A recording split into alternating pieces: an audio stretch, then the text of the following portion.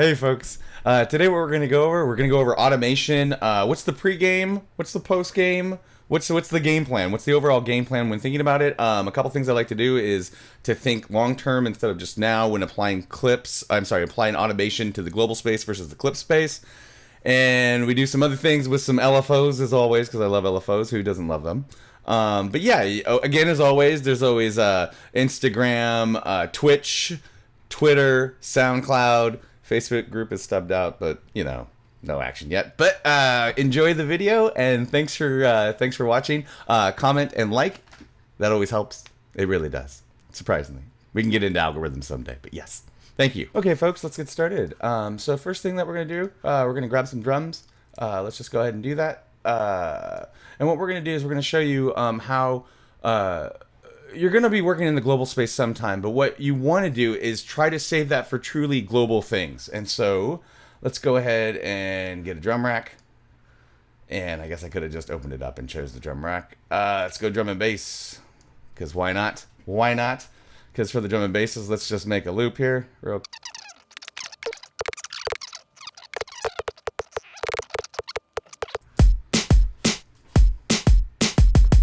coolio. And so a lot of the times, you work in arrangement view and other things like that, and so you're kind of used to doing the automation in arrangement view, which is it's kind of a global space, and the whole idea with this is just really kind of like encapsulate it and really save like the global space for like if you want tempo changes, if you want to change the time signature, although that could be argued very easily. Reverbs on like everything, like if slow turn ups, but little things like if you want like a stereo pan or if you just want like a shot to ring out and have some delay, do it in the clip because it'll save you time and you won't have to mess with as many things later on, and it's easy to add to. That's the key, is it's easy to add to. So here we got our beats. So let's go into arrangement view, right? As we're kind of used to doing. Take this out. So now it's live and hot. Let's go in here. And hopefully I'm not squinting as much because I'm wearing glasses. So let's hear it. Okay, cool. And normally what we would do here is we would arm automation and let's just go ahead and go to the mixer. Let's do a send, and of course I'm using my default template, so I already have the send set up that I think I would like. You can always change it later, but yeah. So let's do this, and let's just get in there, and from here we're gonna go click. Oops, that's a different track. Gain low. No, we want to do the mixer and reverb send. Yes, accidentally clicked the wrong thing. And it happens. What? Right there, and right here, and we'll just do this, right? So we want it to just kind of do this. And, of course, we can always do our curves, let's loop that, right? And so this is how, like, a lot of people do it because a lot of people are used to arrangement view. And that's fine, but it's just, like, in this space, I think, I view it as a global space, like something I want to apply to, like, the entire track. Right? If I'm writing a song and I'm in arrangement mode, it's because I've been here. I know that I want like a reverb thing that's going to span across multiple clips. That's when I would use this space. But for this kind of stuff, like what I would do is just actually go to the clip here, and over here you open up the envelope mode, and then go to the mixer here, and then up you have the same options, right? And let's do the send here. So instead of being in that global space, we can get the same effect cheaply, and we don't have to have that extra automation to turn it off because it'll turn off by the next clip. And let's just do this again. It's nice in Ableton. I think it's 10.1. They gave you all these different curves, and you can just grab it and do these curves now by holding down. On Mac, it's an option. It's something else on something else, but you'll figure it out. But yeah, so we have these now, and so now that we have it and we drag it back over, boom, and now we play it.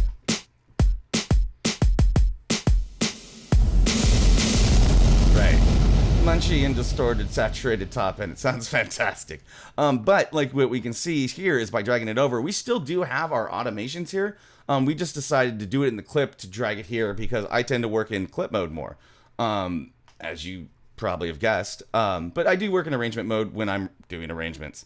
But yeah, so now we have that, and what's nice is like if we wanted to just change it and say we have another clip, we can drag it in and it'll have its own like automations in the clip, which is nice too. You can take it from arrangement view and drag it in there. It's six in one hand and all that stuff. It just depends on your workflow. And for me, since I work in clips, dragging it from clips over to arrangement view and having it like that, it just saves me time. And then I can just clean up the global space. If I want like reverb to happen on everything, each of the clips with their automations will go into accordance. If it was like 50% of what it was at, if I increase that by 50, it'll be 50 of 50. A lot of numbers, rewind, do that again.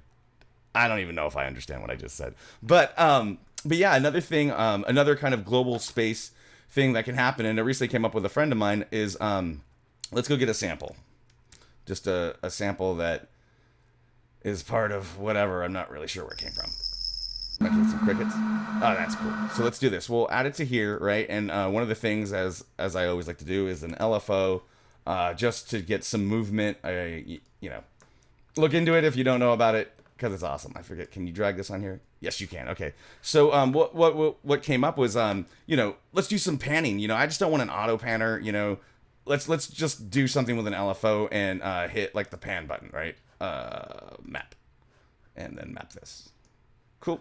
And now we have it. So if we hit our atmosphere, it should just be all over the place. Yeah, and that's cool.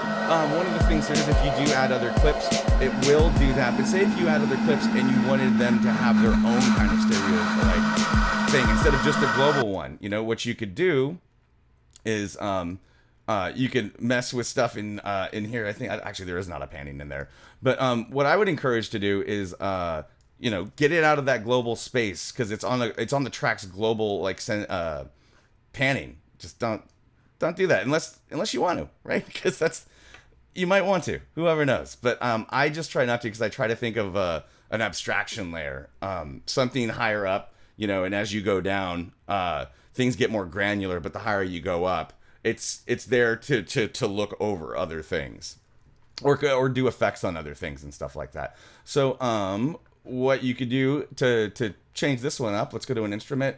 Let's just go to a sampler, because it's there, because of the search results. And in the sampler, let's take our sample here, and here, come on. Boop. All right, and just drag it here. And now we have that. Let's just take our LFO, good old fashion copy pasta here, add it to the end. And instead of the global space now on the track, what you can do is let's re-enable it. And where is this thing at? I always forget. Panning. Oh, panning. There we go. It was right in front of me. And let's just undo that. And then let's map right here.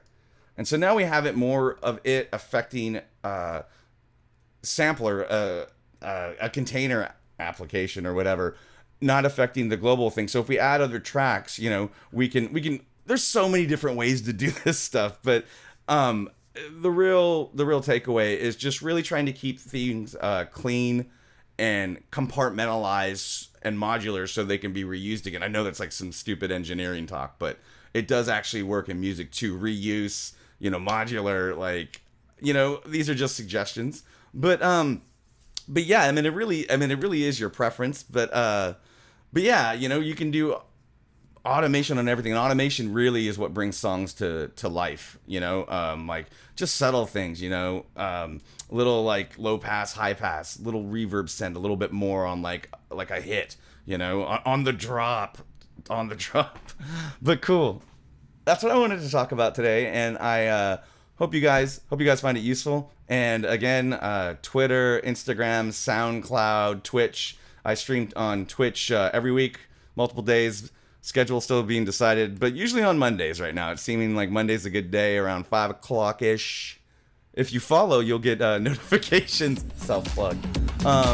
Cool. And I hope you guys are well, and thank you for watching. Bye.